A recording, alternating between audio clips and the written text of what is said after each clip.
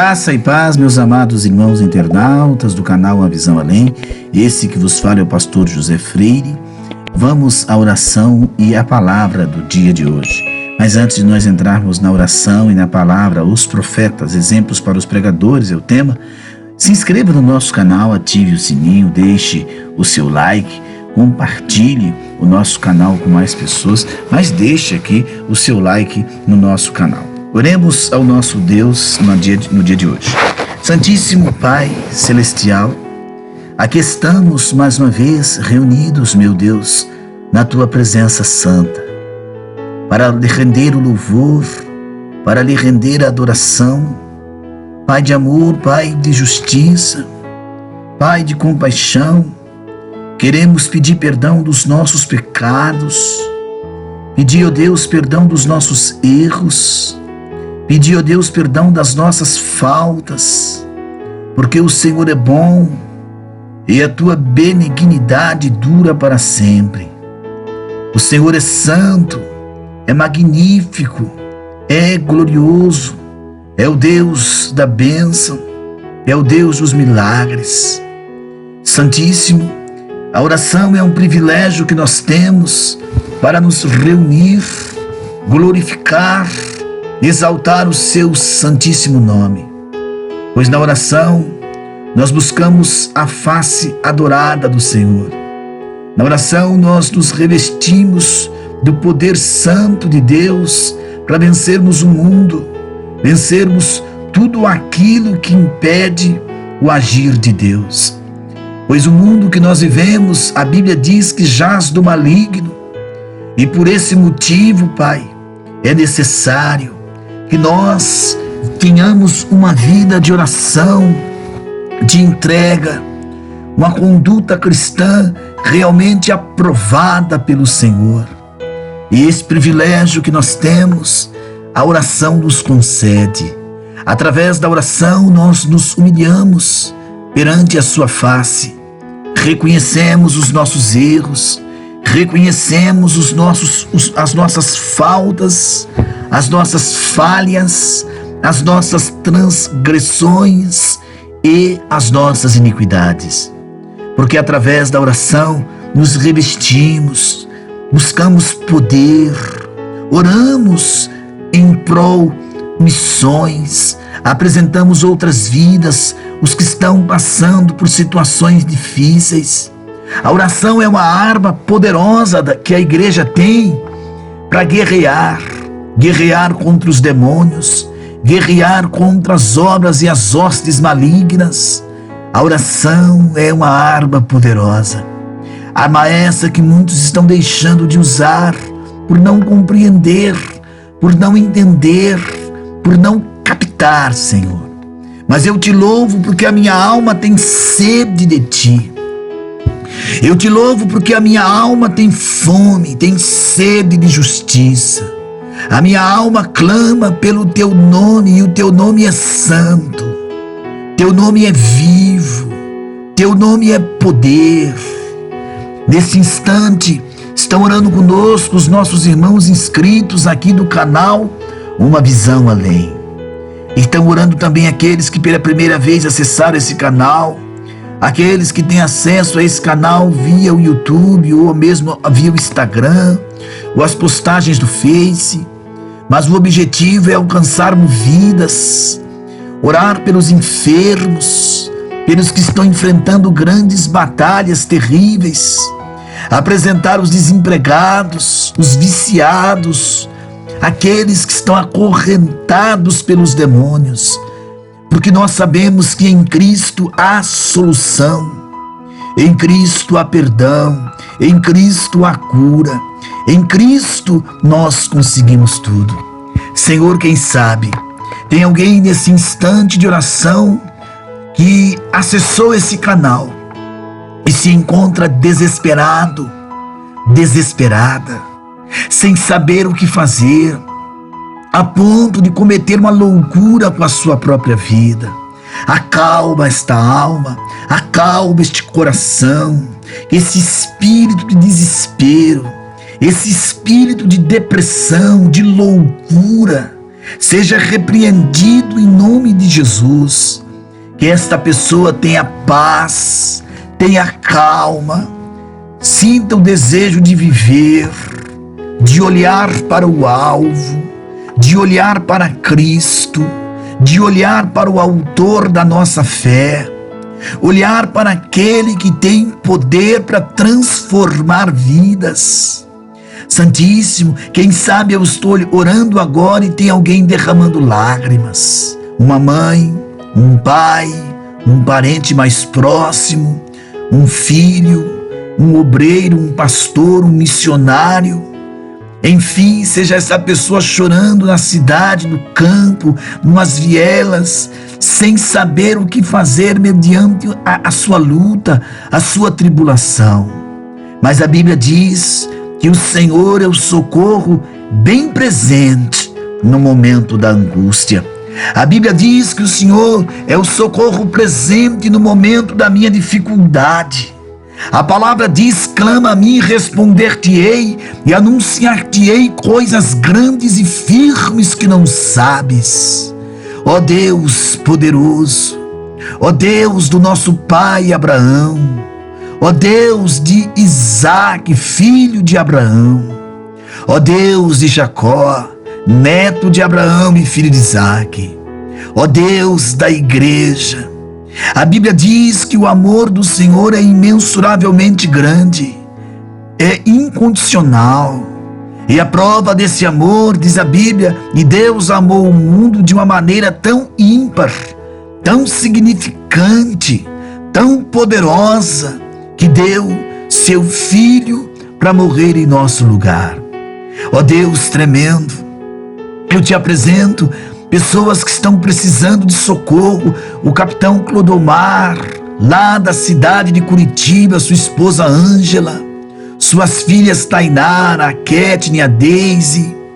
Te apresento o coronel Miguel, senhor ali da cidade de Santos, sua filha, sua esposa. O Ricardo lá em Portugal, Senhor Jesus. Ali a Cristiane na cidade de São Paulo. A irmã Durvalina lá em Minas Gerais, a Arlete, a Letícia lá em Maceió, lá no Nordeste brasileiro, e tantos outros irmãos, a Ruana, lá, meu Deus, em Santa Catarina, no sul do país. Estas vidas que estão passando e precisando do teu socorro, alguns são questões de saúde, outros são questões pessoais, guerras com demônios, Senhor, e tantos outros que oram neste canal conosco, que precisam ouvir a voz de Deus, ouvir a presença viva do Senhor, a presença digna do Senhor, a grandeza de Deus e a magnificência de Deus. Porque operando Deus, quem pode impedir? Quem pode impedir o agir de Deus, o trabalhar de Deus? Ninguém pode deter teu braço, ninguém pode deter tuas mãos. Ó Santíssimo, eu te apresento as crianças, aquelas que são levadas, que são enfermas, os adolescentes. Cobre os nossos jovens com as tuas mãos, livra os nossos jovens da prostituição, da pornografia, dos palavreados torpes, das músicas profanas. Livra a nossa juventude da prostituição precoce, da gravidez precoce, das drogas, dos vícios, das más companhias, meu Deus. Eu te apresento os pais que têm derramado lágrimas por seus filhos, este filho que infelizmente foi tragado pelas drogas, foi engolido pelo mundo da criminalidade. Liberta dessas correntes, destes ferrolhos, destas algemas. Esses lares destruídos, aonde a mulher não entende o marido não entende a mulher, o marido é violento. Senhor, coloca as tuas mãos, repreende esse espírito de adultério, esse espírito de prostituição que tem destruído os casais, esse espírito de divórcio, de separação, Senhor. Coloca as tuas mãos neste lar que está prestes a ser destruído, arruinado pela prostituição, pelo adultério, pelas drogas, pela cachaça, pela violência física e verbal. Deus poderoso, levanta uma geração de pastores, mas pastores de verdade, não lobos atrás apenas de dízimo e ofertas. Senhor, porque a liderança do Brasil está atrás, Pai, de dízimos e ofertas, e não de pastorear e ensinar o rebanho de Deus. Quantas ovelhas esgarradas sem pastores, quantos sendo enganados, meu Deus, por falsos pastores, falsos profetas. Livra o teu povo. Quantos ministérios que são empresas de uma família, que enriquecem enquanto as ovelhas estão pobres. Abre os olhos, a luz da Bíblia do teu povo, para que entendam o verdadeiro evangelho. Não este evangelho mecanizado das grandes denominações, mas um evangelho que busque almas, que chore por almas. Não um evangelho que só quer arrecadar dinheiro, dízimo, votos, ofertas, mas um evangelho que socorra, que trabalhe na área social, que vá atrás do viciado, do drogado, do enfermo. Eu te apresento esta pessoa que está desenganada da medicina, com câncer, com um problema na pele, nos ossos, em algum órgão do corpo, algum órgão vital, como rins, fígado, pulmão, coração, problemas no cérebro, no sangue. Que estas enfermidades sejam repreendidas em nome de Jesus. Desperta, meu Senhor Jesus, a obra verdadeiramente das missões. Levanta homens, ministros do evangelho, mas de verdade. Senhor, estamos cansados de lobos, homens que se enriquecem à custa da miséria das ovelhas, denominações em que pastores viraram papas, meu Deus, viraram reis.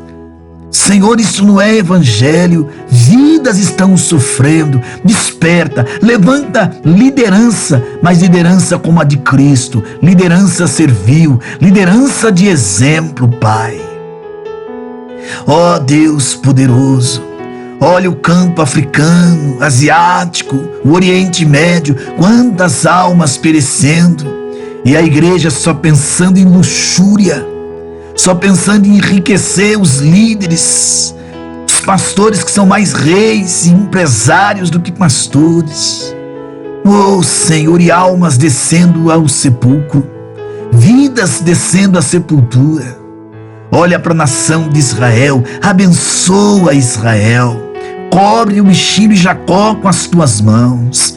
Eu quero lhe apresentar o nosso país, o presidente dessa nação, presidente do Congresso Nacional e da Câmara dos Deputados, do Senado, os senhores ministros do Supremo Tribunal Federal, todos os governadores, os prefeitos, os deputados estaduais e os vereadores de câmaras municipais.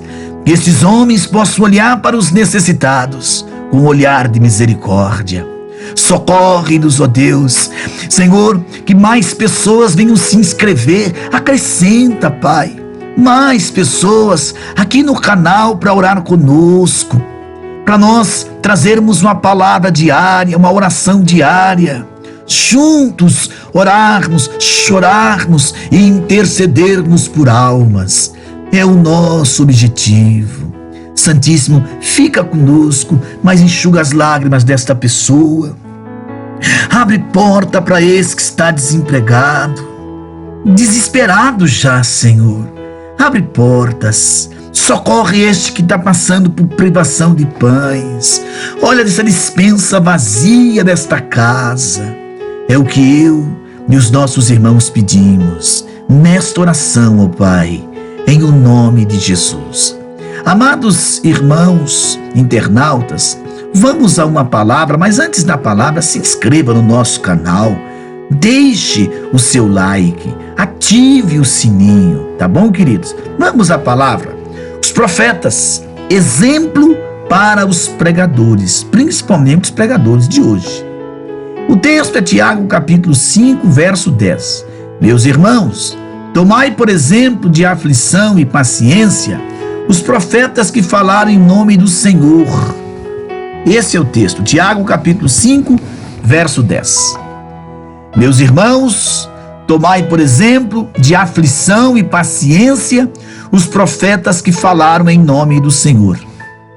Embora seja verdade, queridos, que os pregadores de hoje não podem ser profetas no mesmo sentido da palavra que os profetas do Antigo Testamento, eles podem ter o mesmo calibre de porta-vozes desses homens, como Jeremias, como Elias, como Eliseu, Sofonias, Abacuque, Joel e tantos outros, né? Uma lista de suas qualidades mostrará como os pregadores de hoje precisam ser como eles, nós sabemos disso. Vamos então a uma pequena lista para você entender, principalmente você que prega, você que é um obreiro, você que um dia fará parte desse ministério da palavra. Você que é uma pessoa que vai para a igreja e tem visto alguns pregadores, observe. Eles eram homens de profunda convicção. Eles estavam convencidos de sua mensagem e da necessidade de as pessoas responderem a ela. Jeremias 4, verso 14. Homens de grande convicção também são necessários no dia de hoje. No tópico 2, eu quero falar, eles não deram volta para transmitir a mensagem. Não fizeram assim, sabe? Eu vou cortar aqui, vou fazer um... Não. O exemplo de Natã com seu confronto com Davi, em 2 Samuel 12:7, quando ele vai falar do pecado de adultério e o crime de Davi. E quando Davi fala da sentença, ele fala: este homem és tu, porque tu adulteraste com Betseba e mandaste matar o marido dela. Natã, se fosse hoje você pregar para um pastor, presidente, muita gente não quer nem falar. Mas veja, Natã está falando, é o rei de Israel. As pessoas precisam entender, né? Entender completa e claramente a mensagem que o pregador está transmitindo, irmãos. Terceiro tópico, eles não temiam a reação dos homens. Hoje os pastores que comandam convenções, que comandam grandes denominações, eles são donos da igreja. As pessoas têm medo, são papas. Percebe que as igrejas, os ministérios, não as igrejas, né? Que igrejas somos nós. As denominações passam de pai para filho, de filho para neto, já percebeu? Então, como o exemplo de Elias, em denunciar o pecado de Acabe, em 1 Reis 21. Como foi preciso muita coragem para dizer a Acabe que ele estava errado. Essa coragem é necessária para os homens de Deus nos dias de hoje. Você vê líder dizendo que doutrina é câncer. Esse dia eu vi um líder falando que doutrina é câncer. Quer dizer que santificação é câncer. Separar-se do mundo é um câncer. Andar em conformidade com a palavra é câncer. Vestir-se como uma mulher de Deus e não como uma piriguete gospel é câncer. Vestir como uma mulher de Deus, como uma jovem de Deus, isso é câncer, é os costumes. Olha o evangelho que nós estamos vendo, meus queridos. Mas veja Elias, veja aí Natã. Olha o quarto exemplo que eu vou dar. Eles não foram junto com a multidão. O exemplo de Micaías, porque tem um acento no i, Micaías, 1 Reis 22. 400 profetas disseram ao rei de Judá e Israel que eles queriam ouvir. Micaías, os 400 primeiro não compareceu à multidão, ou a posição oficial, mesmo que isso significasse ficar sozinho. O pregador deve defender a verdade, a palavra. Micaías ficou contrário, porque ele não estava ali para agradar Acabe e nem Jeosafá. Ele estava ali para falar a verdade, doa a quem doer. Então eles estavam dispostos a sofrer e morrer pela causa de Deus. É o tópico 5. Considere o que é dito deles em Hebreus, lá no capítulo 11 e no verso 37. Em Mateus 23, 29 a 37, parte A. Em Atos dos Apóstolos, no capítulo 7, no verso 51 e 52. Os discípulos de Jesus sofreram perseguição, tá? Alguns foram mortos apedrejados, outros crucificados, outros cerrados ao meio. Mateus 5:11, 2 Timóteo 3:12. No tópico 6 aqui, eles tinham tristeza e compaixão. O exemplo de Jeremias, no capítulo 8 e 21, vendo a situação do pecado de Israel. O pregador deve ser capaz de chorar com aqueles que choram. Romanos 12:5, irmãos. No tópico 7, eles proclamaram juízo. Este é um tema recorrente para a maioria dos profetas. É só ler Miqueias 3:12. O juízo deve ser pregado hoje. Vai acontecer juízo de Deus nessa terra. Atos capítulo 17, verso 30 e 31. Tópico 8. Eles repreenderam os falsos profetas e os líderes corrompidos. Quer ver o exemplo? Miqueias 3:11. Nenhum pecador deve ser isento de repreensão, mesmo que esse pecador seja o seu pastor, presbítero, diácono, evangelista, missionário, missionária, regente, irmã de ciclo de oração, irmã de consagração. Está em pecado, tem que ser denunciado. Nenhum pecador está isento de repreensão. Adúlteros que adulteram, traem suas mulheres e voltam para o púlpito, irmãos. Esses homens não deveriam mais subir no púlpito. Mentirosos, hipócritas. Por isso que o evangelho chegou no nível que chegou. Tópico 9. Eles falaram sobre a moralidade e a ética. O exemplo de Amós, no capítulo 5, no verso 11. Grande parte da imoralidade vista na sociedade não seria encontrada nas igrejas locais se nós, os pregadores, estivéssemos falando sobre moralidade, santidade e piedade. Tem culto nas nossas igrejas que irmãs se vestem como se não fossem mulheres de Deus. Eu deveria usar aqui uma palavra mais forte. Quantas irmãs se vestem de forma leviana, sensual, lasciviosa, decotadas, marcando muitas partes dos seus próprios corpos, deixando suas peças íntimas à mostra, para seduzir quem, meu querido? Quem, minha querida? Então eles falaram sobre moralidade e ética, o exemplo de Amós. Então, grande parte da imoralidade vista na sociedade não seria encontrada dentro da igreja se pregássemos, se todos nós pregássemos falando sobre a moralidade, sobre a santidade, sobre a piedade. Tópico 10. Eles falaram desanimados. Quer dizer, eles ficaram desanimados, mas não derrotados. O exemplo de Jeremias no capítulo 9. Mas ele não desistiu. Jeremias 20, verso 9. Desânimos surgirão na vida de todo pregador, mas ele não deve permitir que o desânimo impeça de cumprir suas responsabilidades dadas por Deus. Queridos irmãos, às vezes nós somos barrados de pregar. Eu tive pregações que já estavam agendadas e foram canceladas. Sabe por quê? Não serve para pregar, porque você vai pregar contra o pecado. E quem está em pecado não quer vir para a luz. Você pensa que eu fico triste, meu amado irmão, minha amada irmã? Fico não. Porque não é a mim que estão rejeitando. É o próprio Deus e a sua palavra. Então, meus amados, o Senhor Deus deixou os profetas como exemplo para nós pregadores. Que tipo de homem de Deus sou eu e você? Essa é a pergunta que fica. Seja um homem de Deus que agrade, que Deus tenha prazer em você. Não é o homem.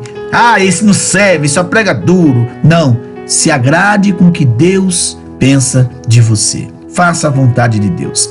Que Deus te abençoe, que Deus te guarde no dia de hoje.